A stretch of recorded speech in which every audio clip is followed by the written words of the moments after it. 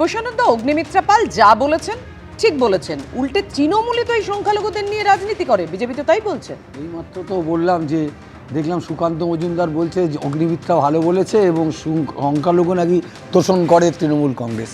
আপনি বলুন কথাটা উনি কী বললেন। উনি বলছেন সংখ্যালঘু ক্রিমিনালদেরকে বাঁচানোর চেষ্টা করছে তৃণমূল কংগ্রেস। সংখ্যালঘু হলেই সে ক্রিমিনাল, এইটা উনি কোথা থেকে পেলেন? এবং আমি আপনাকে বলছি, এটা ফিরহাদ হাকিম ঠিকই বলেছে, ভারতবর্ষের স্বাধীনতা আন্দোলনে সংখ্যালঘুদের একটা বড় ভূমিকা ছিল। এবং আপনারা জানেন নেতাজি সুভাষচন্দ্র বসুরও যিনি ঘনিষ্ঠ সহকর্মী ছিলেন, তিনিও সংখ্যালঘু সম্প্রদায়ের মানুষ। এবং ভারতবর্ষের অনেক সংখ্যালঘু মানুষ যাদের ওরা বলছে তারা কিন্তু স্বাধীনতা আন্দোলনে অংশগ্রহণ করেছে। এই যে বারে বারে একটা সম্প্রদায়কে ওনারা এইভাবে আক্রমণ করছেন, এতে তো দেশের যে মূল স্পিরিট, মানে আমি জানি সংবিধানে যে ধর্মনিরপেক্ষতার কথা বলা হয়েছে, এই জায়গাটায় বারবার কুঠারাঘাত করছে। তাতে ওনাদের ধর্মান্ধতার কিছু লাভ হতে পারে, ফ্যানাটিজম ওদের পক্ষে গ্লোরিফাই হতে পারে, কিন্তু যারা আমরা ধর্মনিরপেক্ষতায় বিশ্বাস করি বা যারা মনে করি যে এই দেশে সবাই মিলে আমরা এক ছাতার তলায় থাকবো, সেটা তো বারবার আঘাত করছে। অ্যাসেম্বলির ফ্লোরে দাঁড়িয়ে অগ্নিমিত্রা পাল যা বলেছেন সেটা তো রেকর্ড হয়ে গেছে। এবং এটা যদি কাউকে আঘাত করে সে তার উত্তরে সে তার বক্তব্য রাখবে। এই করে বিদ্বেষটাকে ভাগাভাগি করে উনি কী করতে চাইছেন? ওনার সাময়িক একটা নির্বাচনের যদি কিছু করা যায় তার লাভ চেষ্টা করছেন, এতে বাংলার মাটিতে একটা লাভ হবে না। আমি যতদূর বাংলার মানুষকে চিনি, যে বাংলার লোকেরা যতটা কালচারালি ডেভেলপ, এই ধরনের রাজনীতি কিন্তু অ্যাকসেপ্টেড করবে না।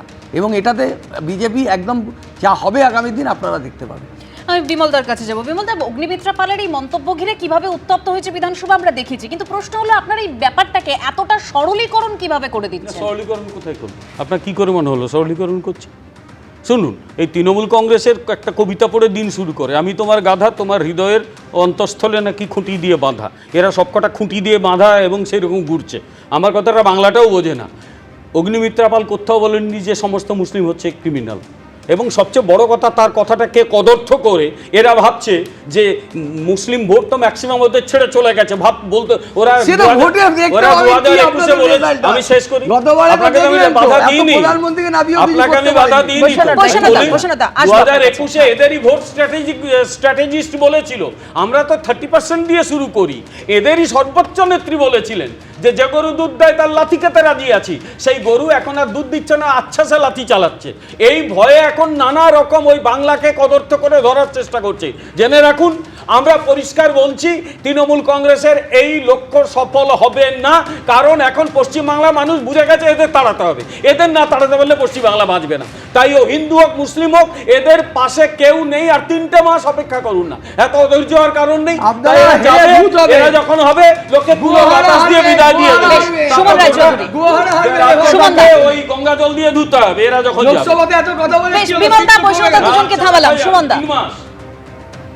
না, অত্যন্ত কুরুচিপূর্ণ মন্তব্য এগুলো।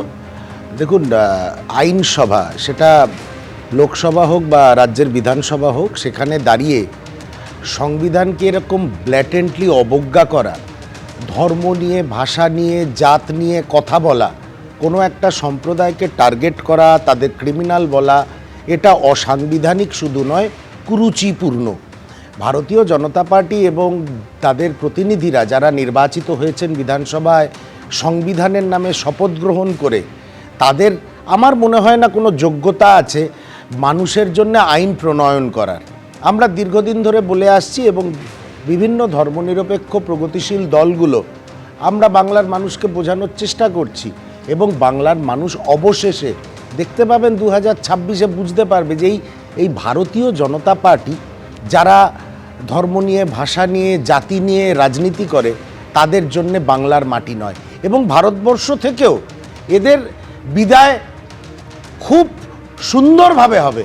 কারণ কতদিন আপনি পারবেন, কতদিন ভাষার সঙ্গে ভাষা, জাতের সঙ্গে জাত, ধর্মের সঙ্গে জাত, এই নিয়ে কতদিন? আলটিমেটলি বাংলার মানুষ, ভারতবর্ষের মানুষ তো ওদের কাছে জানতে চাইবে 2014 সালের পর তোমরা ক্ষমতায় এসছিলে, কি করেছো?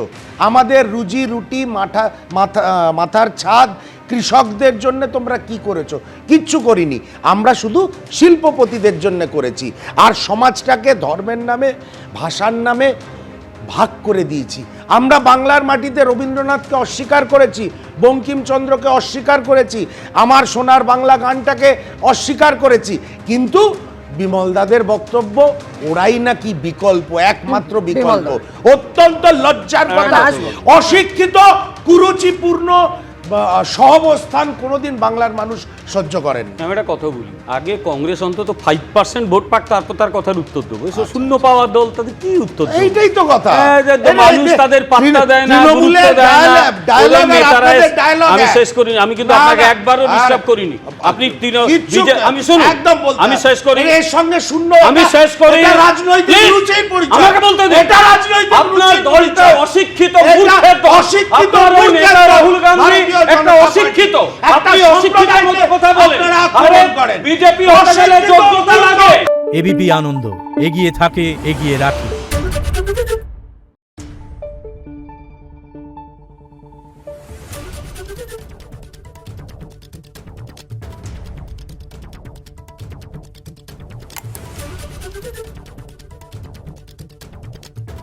Thank you.